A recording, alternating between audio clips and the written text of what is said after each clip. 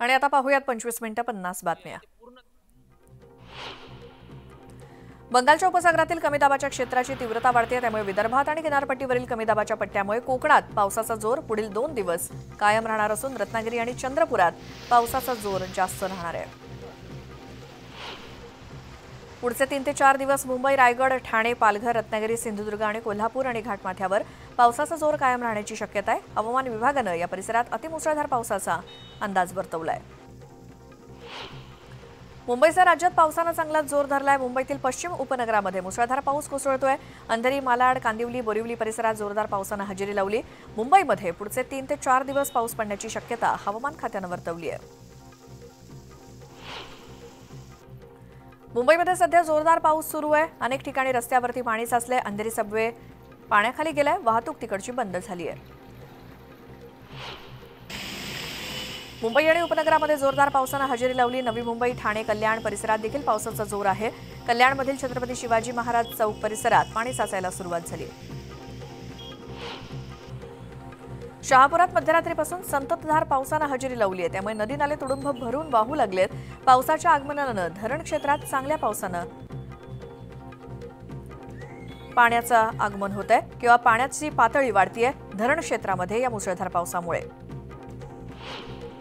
गेल्या 2 दिवसांपासून कधी रिमझिम तर कधी विश्रांती घेतलेल्या पावसाचा बदलापूर शहरामध्ये मध्यरात्रीपासून जोर दिसतोय। सकाळीच बदलापूर मार्गावरती वाहतूक कोंडी झाली होती आणि पावसामुळे रस्त्यावरती मोठ्या प्रमाणात पाणी वाहत होतं।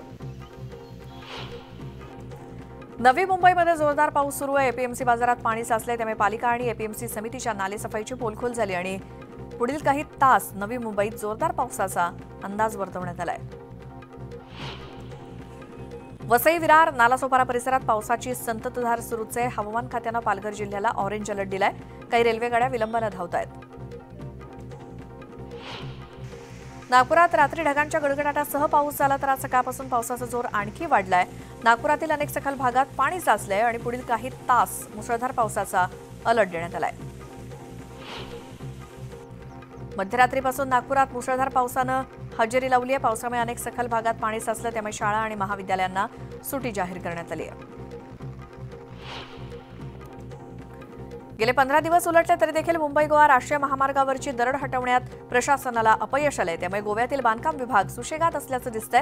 या दरम्यान केंद्रीय मंत्री नितीन गडकरी यांनी प्रशासनाला गोव्यात जाऊन सूचना दिल्या होत्या, मात्र तरी देखील काहीच ऍक्शन घेतली गेली नसल्यामुळे लोकप्रतिनिधी आणि बांधकाम मंत्री काय करतायत असा सवाल उपस्थित होतोय।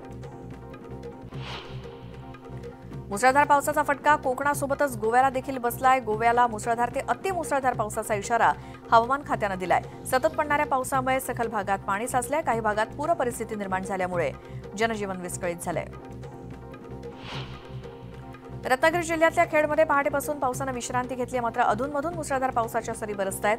जगबुडी नदी इशारा पातळी आणि धोक्याच्या पातळीच्या दरम्यान वाहते। पावसाचा जोर वाढल्यास नदीकाठचे रस्ते आणि ग्रामीण भागातील काही ठिकाणी रस्त्यावरती पाणी येण्याची शक्यता आहे। सिंधुदुर्ग जिल्ह्यामध्ये सध्या पावसाचा जोर कायम असून प्रशासनाने आज ऑरेंज अलर्ट जारी केलाय। तेरेखोल नदी सध्या इशारा पातळीवरून वाहते, मात्र पावसाचा जोर कायम राहिला तर आज पुन्हा एकदा ही नदी धोक्याची पातळी ओलांडण्याची शक्यता आहे आणि या पार्श्वभूमीवर जिल्ह्यात एनडीआरएफची टीम कार्यरत आहे। रत्नागिरीतील दापोली आणि मंडणगड या 2 तालुक्यामध्ये मुसळधार पावसाने हजेरी लावली। सकाळपासूनच पावसाचा जोर पुन्हा वाढलाय, त्यामुळे दापोली मुंबई मार्गावरची केळवत त्यासोबतच शेणोळे घाटात हा रस्ता धोकादायक बनलाय। रत्नागिरी जिल्ह्यातील पालगड कोंडी नदीवरचा पूल अर्धवट अवस्थेत आहे। दोन्ही बाजूचा भराव पहिल्याच पावसात वाहून गेल्यानं या नदी पुलावरून जाणं धोकादायक बनलंय। लाखो रुपये खर्च करून कोंडी नदीवरील बांधण्यात आलेला पूल आमच्यासाठी काय उपयोगाचा असा सवाल नागरिक उपस्थित करतायत। गोंदिया जिल्ह्यामध्ये आज सकाळपासून पावसाचं आगमन झालेलं आहे। पावसामुळे नागरिकांसोबतच शेतकऱ्यांना मोठा दिलासा मिळाला आणि पावसाच्या संततधारेची नागरिकांना अद्याप प्रतीक्षा आहे। दरम्यान सकाळपासूनच सुरू असलेल्या पावसामुळे शेतीच्या कामांना वेग आलाय। गोंदियाच्या देवरी तालुक्यातील शिलापूर जवळ वाघ नदीवरील पूल पाण्याखाली गेला। पूल पाण्यात गेल्यानं सध्या मार्ग वाहतुकीसाठी बंद आहे। गोंदिया जिल्ह्यात सर्वाधिक पाऊस देवरी आणि अर्जुनी मोरगाव तालुक्यात पडलाय, तर आज सकाळपासून मात्र जिल्ह्याभरात पावसाने हजेरी लावली, त्यामुळे शेतकऱ्यांसोबत नागरिकांना फार मोठा दिलासा मिळालाय। वर्ध्यामध्ये रात्रीपासून मुसळधार पाऊस सुरू आहे. जोरदार पावसामुळे लहान मोठ्या नद्यांना पूर आलाय, तर पूर आल्यानं नदीकाठच्या गावांना सतर्कतेचा इशारा देण्यात आलाय. जिल्ह्यातील लहान मोठे प्रकल्प भरण्याच्या स्थितीत आहेत. अमरावती जिल्ह्यातील चांदूर बाजार तालुक्यात रात्री मुसळधार पाऊस झाल्यामुळे माधान गावातून वाहणाऱ्या नाल्याला पूर आलाय. पुलावरून पाणी वाहत असल्यामुळे रस्ता बंद असून पुराचं पाणी गावात शिरलंय. लोणावळा परिसरात झालेल्या दमदार पावसामुळे पर्यटकांचं मुख्य आकर्षण असलेल्या लोणावळ्यातील भुशी धरण ओव्हरफ्लो झालंय.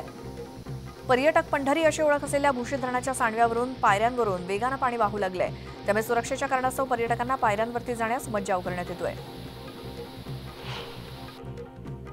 लोणावळ्यामध्ये काही दिवसांपूर्वी धबधब्याच्या पाण्यात 5 जणांचा मृत्यू झाला होता. त्यानंतर आता प्रशासन खडबडून जागं झालं असून धोकादायक पर्यटन करणाऱ्या 17 जणांवर लोणावळा पोलिसांनी गुन्हा दाखल केलाय. पर्यटनस्थळी जाण्याच्या संदर्भात बंदीचे आदेश झुगारल्याचा ठपका ठेवत 17 जणांवरती गुन्हा दाखल करण्यात आलाय. कॉलेज बंक करून फिरायला जाणं विद्यार्थ्यांच्या जीवावर बेतलंय. MS कॉलेजमधील 5 विद्यार्थ्यांनी कॉलेजला सुट्टी मारून मावळातील कासारसई धरणावरती जाण्याचा बेत आखला. मात्र त्यापैकी एकाचा धरणातील पाण्यात बुडून दुर्दैवी मृत्यू झालाय. या घटनेनंतर रेस्क्यू टीमला पाचारण करण्यात आलं. त्यानंतर काही वेळात रेस्क्यू टीमनं घटनास्थळी पोहोचत विद्यार्थ्याचा मृतदेह धरणातून बाहेर काढला. मागील आठवड्याभरापासून जोरदार पावसामुळे राजुरा गावातील गोरक्षगंगा नदीवरील धबधबे प्रवाहित झाले. त्यामुळे पर्यटनाचा आनंद लुटण्यासाठी धबधब्यावर पर्यटकांची गर्दी बघायला मिळते. मात्र यावेळी वनक्षेत्रात विनापरवानगी प्रवेश करू नये असं आवाहन प्रशासनानं केलंय. शहापूर तालुक्यातील धरण क्षेत्रात दमदार पावसानं हजेरी लावली. त्यामुळे धरणाच्या पाणी पातळीत वाढ झाली आहे. भातसा धरणात 46%, मोडक धरणामध्ये मोडक सागर धरणात 58% जलसाठा, तर सर्वात जास्त पाणीसाठा तानसा धरणात आहे.